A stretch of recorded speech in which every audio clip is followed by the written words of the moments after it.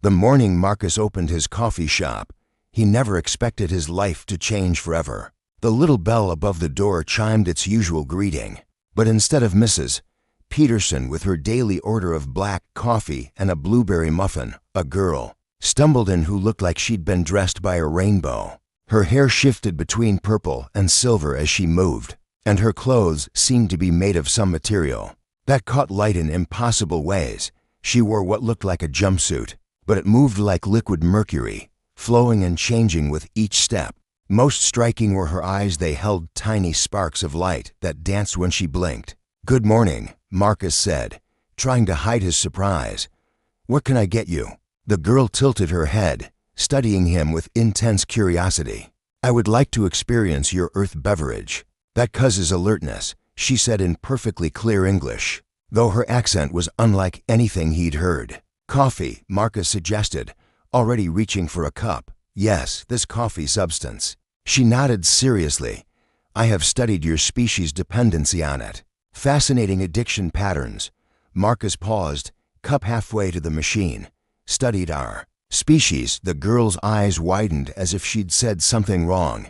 "I mean, I've read about it. In books, Earth books, written by Earth people." She laughed nervously, and when she did, tiny sparkles of blue light danced around her fingertips. Marcus stared at the sparkles. "Did you just static electricity?" she said quickly, shoving her hands behind her back. "Very dry air today." The coffee machine chose that moment to make its usual grinding sound, and the girl jumped 3 feet in the air literally. She hovered there for a split second before landing gracefully. "Impressive reflexes," Marcus said slowly. "I do yoga," she replied, then added under her breath, "Zero-gravity yoga." "What was that?" "Hot yoga. Very hot.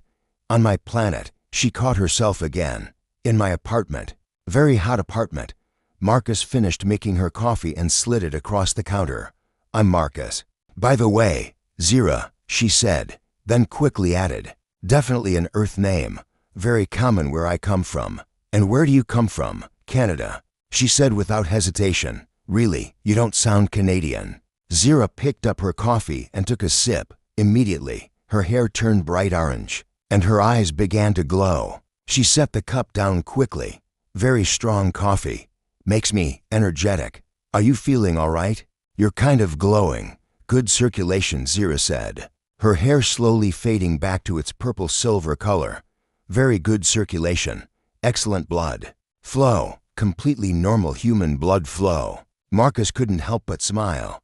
"Completely normal, huh?" "Extremely normal," Zira confirmed. "So normal it's boring. Watch this." She cleared her throat. "Why did the chicken cross the road?" Marcus waited for the punchline, but Zira just stood there, grinning expectantly. "Well," Marcus prompted, "to get to the other side," Zira announced triumphantly. When Marcus didn't laugh, she frowned. "That is funny." "Yes, it is in your Earth humor database." "Earth humor database, internet." "I meant internet. I've been studying your comedy on the internet." Marcus leaned against the counter. "Okay, I'll bite." "What's funny about the chicken joke?" Zira's expression grew serious.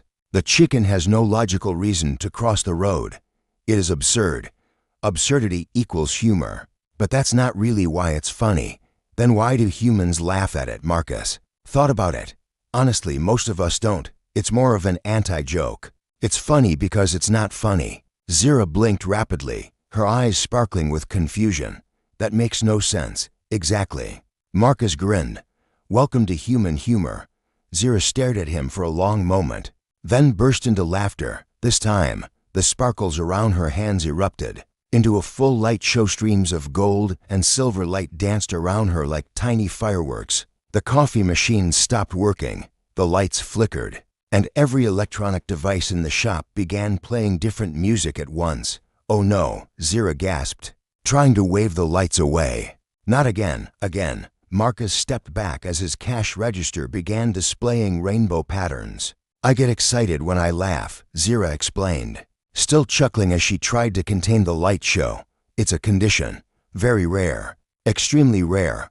Probably unheard of on Earth. Probably." Marcus agreed, watching his espresso machine start brewing by itself. Gradually, the lights faded, and the electronics returned to normal. Zira stood there, hair disheveled and glowing faintly, looking embarrassed. "So," Marcus said after a moment, "Canada, huh?" Zira sighed. "Okay, fine. I'm not from Canada." "No kidding. I'm from Quebec." Marcus raised an eyebrow. "Try again." Zira looked around the shop, then leaned in conspiratorially. "I'm from very far away, like really far, light years far. I figured that out around the time you started glowing.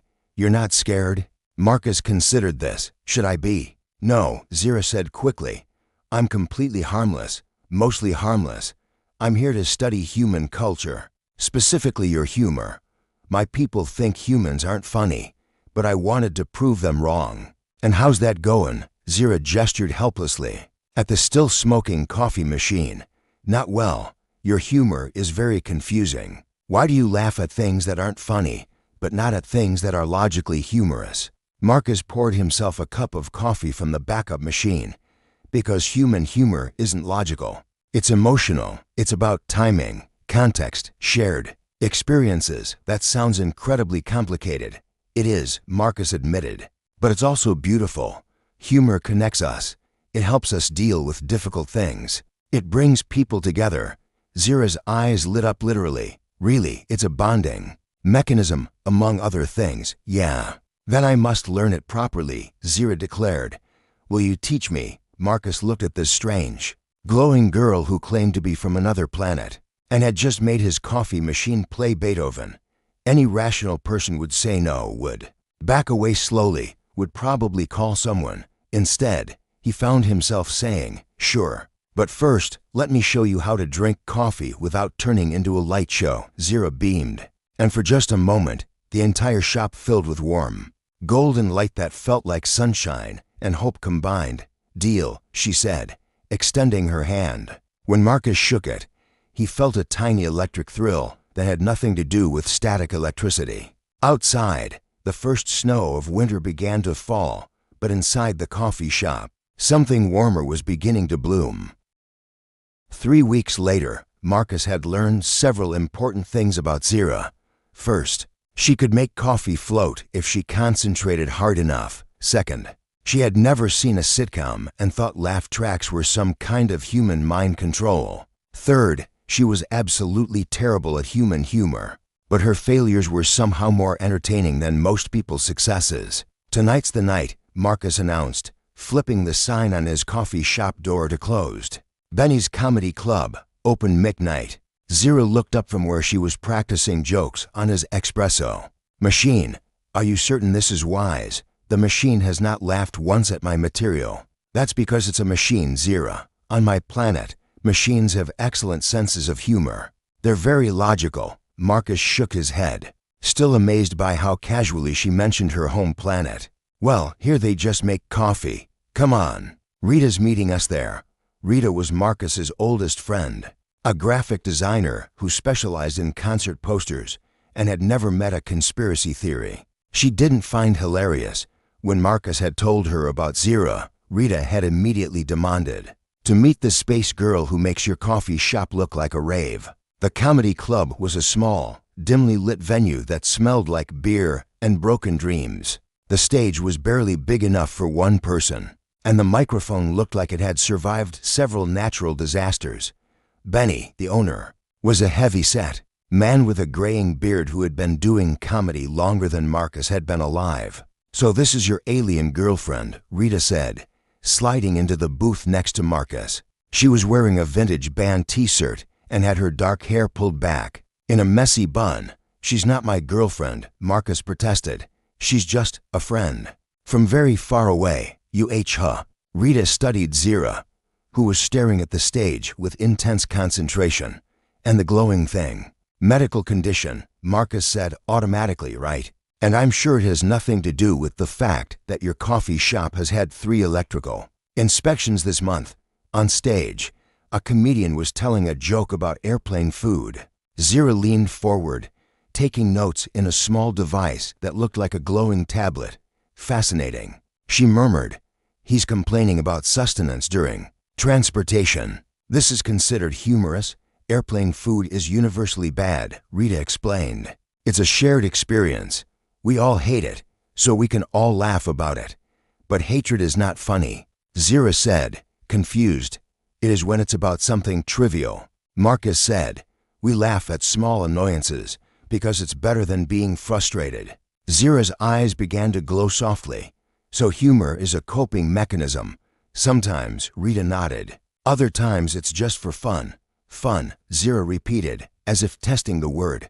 Yes, we have that concept on my planet too, though our idea of fun involves more gravity manipulation. Rita raised an eyebrow at Marcus, who shrugged helplessly. Next up, Benny announced, we have a new face tonight. Let's give a warm welcome to Zira. Zira stood up abruptly, her hair shifting to a determined shade of electric blue. Wish me luck. Break a leg, Marcus called out. Zira turned back, alarmed. Break a leg? Why would I injure myself? It's an expression. It means good luck. Your language is very confusing, Zira muttered, making her way to the stage. She took the microphone with both hands, studied it for a moment, then tapped it. The feedback screeched through the room, and several people winced. Greetings, humans, Zira began, and Marcus immediately knew this was going to be a disaster. I have been studying your species for several weeks now, and I have discovered that you are all completely insane. The audience chuckled, thinking it was a setup. For example, Zira continued, you drink a bitter liquid every morning to achieve consciousness. You stare at glowing rectangles all day instead of going outside. And you voluntarily sit in metal boxes that move at dangerous speeds. The chuckles died down. This wasn't going where they expected. But the most bizarre thing, Zira said, her voice growing more excited, is that you find your own suffering amusing. You laugh at your problems instead of solving them. You mock your leaders instead of replacing them. You joke about your mortality instead of extending your lifespans. Complete silence fell over the room, and yet, Zira's eyes began to glow. Somehow this makes you more interesting than any species I've encountered. You find joy in the darkest places. You create laughter from pain. She paused, looking directly at Marcus. You teach strangers how to be human. The lights in the club began to flicker as Zira's emotional state affected the electrical systems.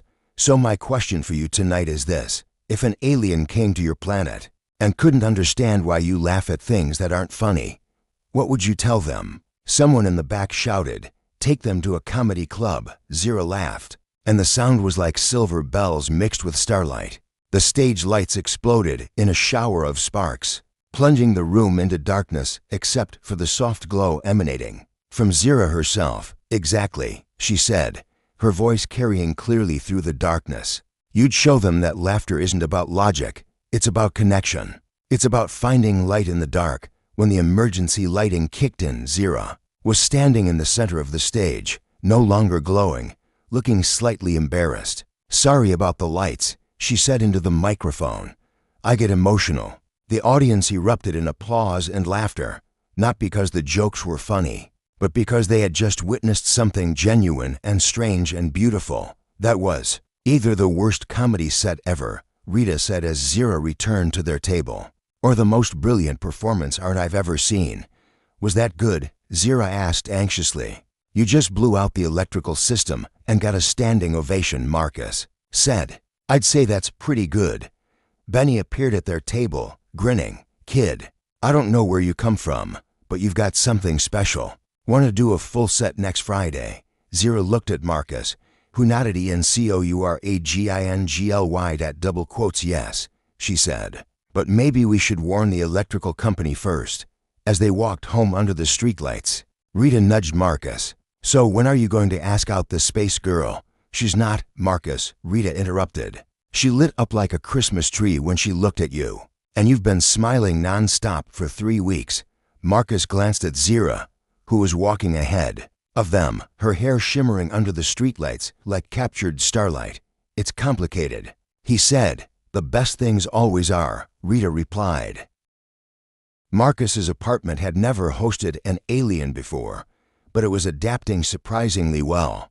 Zira had been spending her afternoons there, learning about human culture through a combination of Netflix, YouTube, and Marcus's patient explanations. His coffee table was covered with notebooks filled with her observations, written in symbols that looked like musical notes crossed with mathematical equations. "Explain to me again why this man is funny," Zira said, pointing at the television screen where a comedian was doing a routine about the differences between cats and dogs. "Because it's relatable," Marcus said, settling onto the couch next to her with 2 cups of coffee. "Most people have had pets, so they recognize the truth in the exaggeration. But he's not telling the truth. Cats don't actually plot world domination." Marcus paused. "Do they not on your planet?" "Oh no, they absolutely do. That's why it's confusing that humans find it funny." "Wait, what?" Zira waved her hand dismissively. "Cats are the same everywhere, universal constant. But the point is, if something is true, why laugh at it? Because sometimes the truth is absurd. And sometimes recognizing absurdity is the only way to deal with it." Zira made a note in her glowing tablet. "So human humor is a defense mechanism against reality. That's one way to put it. And this is why your species has survived so long," Marcus considered this. "Maybe we're pretty good at finding reasons to keep going, even when things are terrible." Zira's expression softened. "That's actually beautiful. Yeah, we're not all bad." They sat in comfortable silence, watching the comedian move on to a bit about grocery shopping. Zira was getting better at predicting when the audience would laugh, though she still didn't always understand why. "Can I ask you something?" Marcus said during a commercial break. "Of course. What's your planet like? Your real planet, not the made-up Canada version." Zira's eyes lit up literally, and she shifted to face him on the couch. "It's called Nexra. We have 3 suns. So it's always daytime somewhere. The cities float in the clouds, and the ground is covered in crystals that sing when the wind blows through them. That sounds incredible. It is. But it's also very serious. We don't have comedy like this. Our humor is based on wordplay and mathematical concepts. Very logical, very structured. Do you miss it?" Zira was quiet for a moment. "I miss the singing crystals. And I miss my friend Jackson. He's the only one who thought my coming here was a good idea." "What did the others think? That humans were primitive, that your emotions made you weak, that laughter was a waste of mental energy." Marcus felt a pang. Of something hurt, maybe, or disappointment. "And what do you think now?" Zira looked at him with an expression he couldn't quite read. "I think they're wrong. I think your emotions make you stronger. And I think laughter is the most powerful force in the universe." "Why?" "Because it connects people across any distance. Watch." She pulled out a small device that projected a hologram into the air. The image showed a tall, thin figure with silver skin and large, dark eyes. "Marcus, meet Jackson." "Jackson, this is Marcus." The hologram flickered, and then spoke in a voice like wind chimes. "So this is the human who's been teaching you their humor customs, among other things," Zira said. And Marcus was surprised to see her hair turn a soft pink color. "She speaks of you often." Jackson said to Marcus, "Apparently you make very good coffee." "I try," Marcus said, still amazed that he was having a conversation with an alien hologram. "Show him the thing you taught me yesterday," Zira said to Marcus. "What thing?" "The face thing. With the eyebrows." Marcus raised one eyebrow, and Jackson's hologram shimmered with what Marcus assumed was laughter. "Fascinating," Jackson said. "Such a simple gesture, yet it conveys so much meaning, right?" Zira said excitedly. "And watch this." She attempted to raise one eyebrow but managed to raise both, creating an expression of surprise instead of skepticism. Both Marcus and Jackson laughed, and Zira's hair turned bright gold. "She's learning quickly," Jackson observed, "though the council is growing impatient. They want her to return soon." Marcus felt his stomach drop. "Return? My research was only supposed to last a few weeks," Zira said quietly. "I'm already past my deadline. What happens if you don't go back?"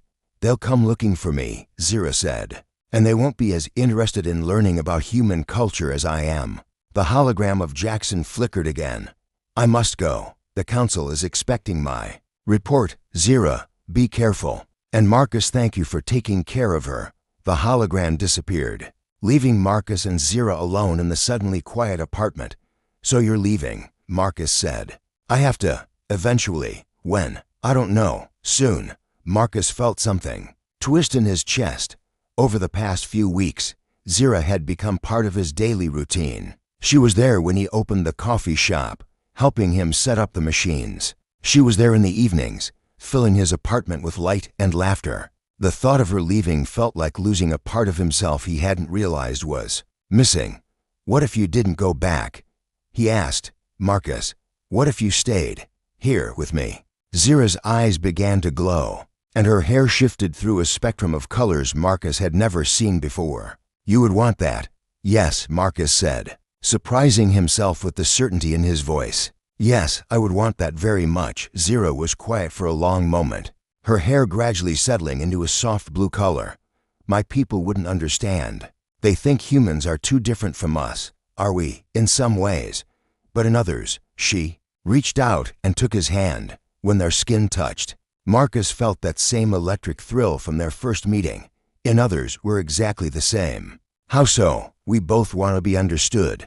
We both want to connect with someone. We both want to laugh, even when the universe seems determined to make us cry." Marcus squeezed her hand. "Then maybe that's enough." "Maybe," Zira said, and when she smiled, the whole room filled with warm, golden light.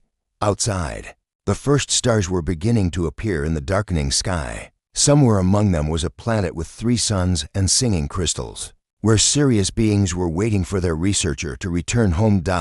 But inside the apartment, a human and an alien sat holding hands, learning that some connections transcend the vastness of space, and that laughter might just be the universal language after all. "Teach me another joke," Zira said softly. "Okay," Marcus said. "What do you call a fish wearing a crown?" "I don't know."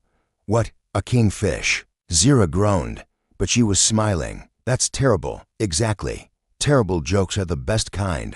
Your species is very strange. You're just figuring that out." Zira laughed, and the sound was like music from distant stars.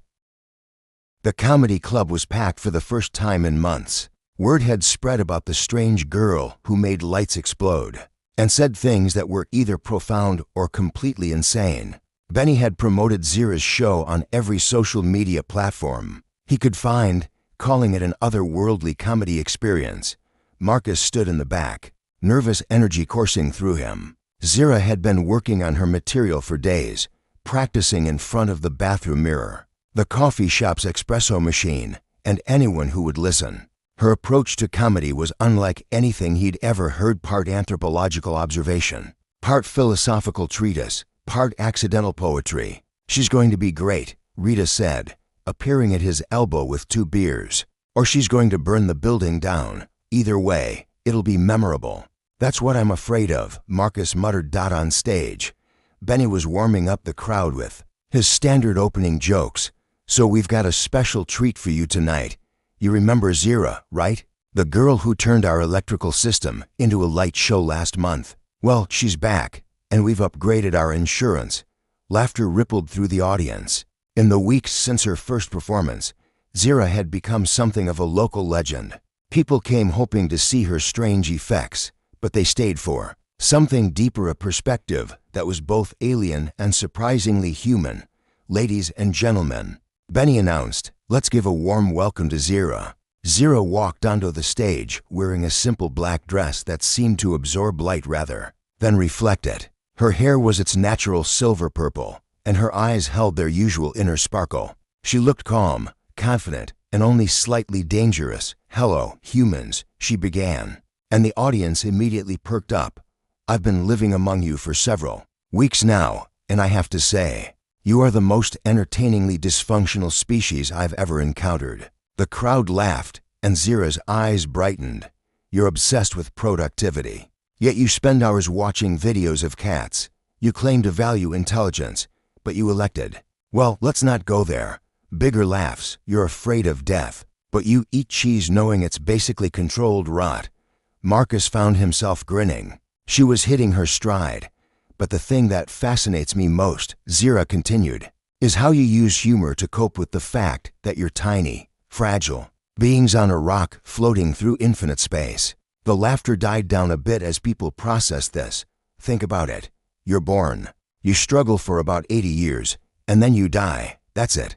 No do-overs, no extra lives, no respawn points, and your response to this cosmic joke is, more jokes. She paused, scanning the audience. You laugh at your politicians because the alternative is crying. You make fun of your jobs because the alternative is existential dread. You joke about your relationships because the alternative is admitting how desperately you need each other. The room was completely silent now, hanging on her every word. And somehow, Zira's voice softened. Somehow this makes you beautiful. Where I come from, we live for thousands of years. We have technology that can manipulate matter at the molecular level. We can travel between stars. But we don't laugh. We don't make art. We don't write love songs or leave flowers on graves. Or cry at movies. Marcus felt his throat tighten. This wasn't the routine they'd practiced. We're so busy being advanced that we forgot how to be alive, Zira continued. But you ridiculous, emotional, short-lived creatures, you've figured out something. We haven't. You've learned that the meaning of life isn't in how long you live or how much you accomplish. It's in how much joy you can create along the way. The audience was completely still, mesmerized. So tonight, I want to thank you. Thank you for teaching me that laughter isn't a weakness, it's a superpower. Thank you for showing me that emotions aren't a bug in the system, they're a feature. And thank you for proving that the most advanced species in the universe might just be the one that knows how to laugh at itself. Zira's eyes began to glow, and the stage lights started to flicker. Now, before I short-circuit another electrical system, let me leave you with this. If an alien came to your planet and asked you to explain the meaning of life, what would you tell them? Someone in the audience shouted, "Take them to a comedy show." Zira laughed, and the sound was like silver bells mixed with starlight. The lights exploded in a shower of sparks, but this time, instead of darkness, the room filled with a warm, golden glow that seemed to come from Zira herself. "Exactly," she said, her voice carrying clearly through the magical light. "You'd show them how to laugh, because laughter is the closest thing to magic that exists in this universe." The glow faded, leaving the room in soft emergency lighting. For a moment, no one moved. Then someone started clapping, and within seconds, the entire audience was on their feet, cheering and applauding. Zira stood in the center of the stage, looking stunned by the response. Marcus pushed through the crowd, needing to reach her, to tell her how amazing she'd been. "Zira," he called out, but she was already surrounded by people wanting to talk to her, to touch her, to be part of whatever magic had just happened. "That was incredible," Rita said, grabbing Marcus's arm. "She's going to be famous." "Yeah," Marcus said, but something cold was settling in his stomach. Famous. It took an hour for the crowd to thin out enough for Marcus to reach Zira. She was sitting at a corner table, looking overwhelmed and exhausted. Benny was hovering nearby, talking rapidly into his phone. "No, I'm serious. She's the real deal. We need to talk about booking her for regular shows, maybe even a tour." "Zira," Marcus said, sliding into the seat across from her. "That was amazing. You were amazing." She looked up at him, and he was surprised to see tears in her eyes. "Was it good? Did I do it right?" "You did it perfectly. 3 agents have already called," Benny said, hanging up his phone. "And there's a video of your set going viral on social media. Kid, you're about to be very famous." Zira looked confused. "Famous? Everyone's going to know who you are," Marcus explained. "You'll be able to perform in big theaters, maybe even on television. But I just wanted to understand human humor," Zira said softly. "Well, you've done that and more," Benny said excitedly. "You've created something entirely new. Nobody's ever seen anything like what you do up there." Marcus watched Zira's face as she processed this information. Fame meant exposure. Exposure meant questions. Questions meant discovery. And discovery meant, "I have to go," Zira said suddenly, standing up.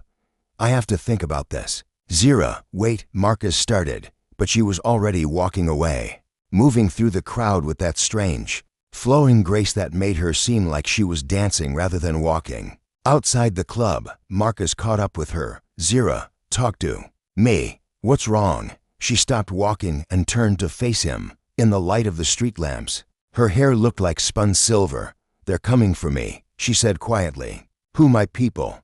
"Jackson contacted me before the show. The council knows about my extended stay. They're sending a ship. Marcus felt the world tilt. When? Tomorrow. Tomorrow? Marcus's voice cracked. But you can't go, not now, not when everything is just beginning. I have to, Zira said, and her voice was full of pain.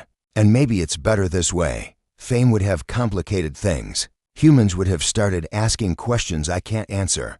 We could have figured it out together. Marcus, Zira reached out and touched his face, and he felt that electric thrill one last time. You've given me something more valuable than fame. You've given me understanding and love. Love, don't you feel it? This connection between us, it's stronger than gravity, brighter than starlight. It's the kind of force that could hold galaxies together. Marcus felt his heart breaking and soaring at the same time. Then stay. Choose love over duty. Choose us over them. Zira's eyes filled with tears that glittered like diamonds. I wish I could. But my people need what I've learned. They need to understand that emotions aren't weakness, they're strength. That laughter isn't frivolous, it's essential. What? If I came with you, you can't survive on my planet. The atmosphere, the gravity, the radiation from 3 suns.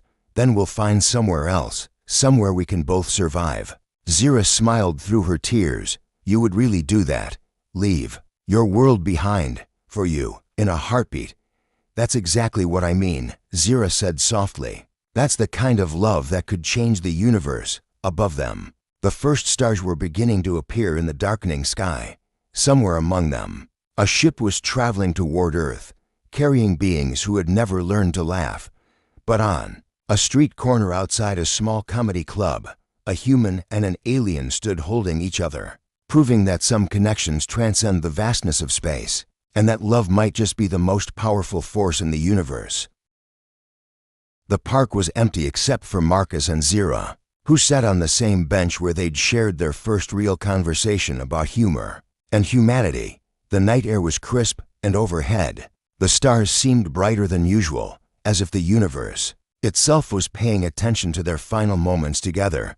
The ship will arrive at dawn, Zira said quietly, her voice barely audible above the gentle rustle of leaves. Her hair had turned a soft, melancholy blue, and her eyes held a distant look as if she were already seeing home. Marcus stared up at the stars, trying to imagine which one might be hers, and there's really no way to postpone it, no way to buy us more time. I've pushed them as far as I can. Jackson has been covering for me, but the council is getting suspicious. They think I've been compromised by human emotions. Have you been? Zira turned to look at him, and her expression was soft and sad and beautiful, completely, utterly, wonderfully compromised. They sat in silence for a while, both lost in their own thoughts. Marcus had spent the day in a haze of disbelief and desperation, trying to come up with solutions that didn't exist. He'd researched space travel, looked up information about atmospheric requirements, even considered the possibility of stowing away on an alien ship. All of it was impossible. Of course, he was just a guy who owned a coffee shop, not a space explorer.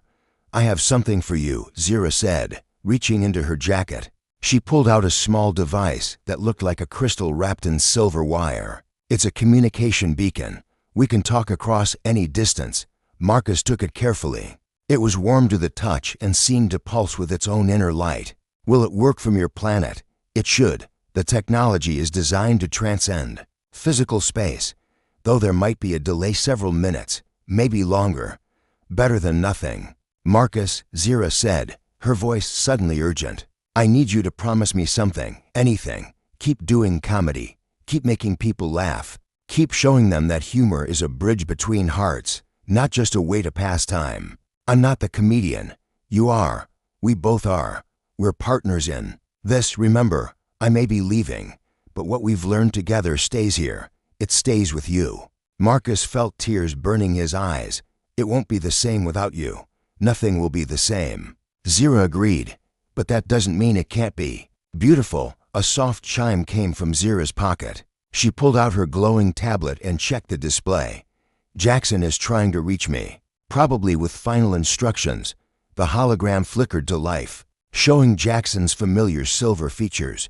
But this time, he looked excited rather than concerned. Zira, something incredible has happened. Jackson said without preamble. Your reports have reached the High Council. They're fascinated by your findings about human emotional expression. That's good, Zira said cautiously. It's better than good.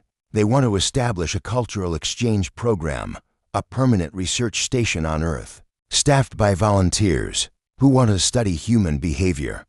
Marcus felt his heart skip. What does that mean? It means, Jackson continued, that if you wanted to extend your stay indefinitely, you could. You'd be the head researcher, the cultural liaison between our species and humans. Zira's eyes widened, and her hair began to cycle through colors so quickly it looked like a rainbow. Are you serious? Completely. But there's a catch. You'd have to convince the council that humans are worth a long-term investment. You'd have to prove that this cultural exchange would benefit both species. How? By showing them what you've learned. By demonstrating the power of human humor to create connection and understanding. Zira looked at Marcus, her expression a mixture of hope and terror. I'd have to perform for them, the High Council, beings who have never laughed in their lives. Could you do it? Marcus asked. I don't know. They're not like the humans at the comedy club. They're ancient, serious, logical. They think emotions are a form of mental illness, then change their minds, Marcus said simply. Show them what you showed me. Show them that emotions aren't weakness, they're strength. What if I fail? Then you fail trying. But Zira, what if you succeed? What if you change not just their minds, but their hearts? What if you bring laughter to a species that's forgotten how to feel joy? Zira's communication device chimed again. The ship is here, Jackson announced. They're requesting immediate transport. Marcus looked up at the sky and saw it a soft glow moving between the stars, growing brighter as it approached. Not the harsh light of human technology, but something gentler, more organic. I have to go, Zira said, standing up. But Marcus, if this works, if they agree to the cultural exchange, I'll be here. Marcus promised, running the coffee shop, making terrible jokes, waiting for you to come back. And if it doesn't work, then I'll find a way to come to you. Somehow, Zira smiled, and for a moment, the entire park filled with warm, golden light. You know what the best part about falling in love with a human is? What? You've taught me that hope isn't logical. It's not reasonable. It's completely irrational. And that's what makes it so powerful. The ship was directly overhead now, and a beam of soft silver light descended toward them. Zira stepped into it, and Marcus felt his heart breaking all over again. Tell me a joke, Zira called out as she began to rise.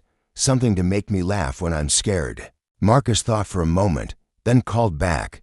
What do you call an alien who's good at comedy? What? A stand-up being, Zira's laughter echoed. Through the night air, bright and clear and full of love. The light carried her upward, and Marcus watched until she disappeared into the star-filled sky. Hours later, Marcus sat in his coffee shop, staring at the communication device Zira had given him. It hadn't made a sound yet, but he kept it close, hoping. Just as the sun was beginning to rise, the device chimed softly. Marcus picked it up, and Zira's voice came through, tinged with static but clearly happy. Marcus, can you hear me? I can hear you. How did it go? I told them about the chicken crossing the road. They didn't get it at first, but then I explained that sometimes the best jokes are the ones that don't make sense. And something amazing happened. The eldest council member actually smiled. They smiled. It was just a small smile, but it was real. And then I told them about us, about how a human taught an alien to laugh, and how laughter taught us both to love. Marcus felt tears on his cheeks, and they've approved the cultural exchange. I'm coming home, Marcus. I'm coming home to Earth outside. The morning sun was painting the sky in shades of gold and pink. Marcus looked up at the stars, which were fading in the growing light, but still visible if you knew where to look. Somewhere among them, a ship was turning around, carrying an alien comedian back to the planet where she'd learned that laughter was the universal language of love.